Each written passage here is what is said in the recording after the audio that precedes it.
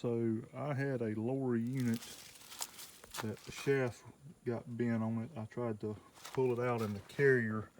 The bearings would not come out, so I ordered a new lower unit from OBR through a Yamaha dealer.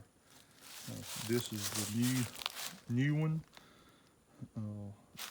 This is the one that come off of my Yamaha. I bought this motor used, but I do believe this is the original foot that was on the motor from the factory. If you'll notice, the screws, bolts look like Yamaha bolts. It's got Yamaha markings on the seals. OBR says that this is all new Yamaha parts. The seal does not have that mark like the old Yamaha one. There's some difference in the top of the foot. I think everything's going to line up,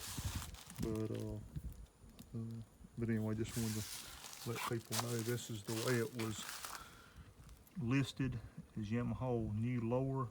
I do understand that this was not a Yamaha factory new, but it was my understanding it was a Yamaha factory casing that had all new Yamaha parts put in it.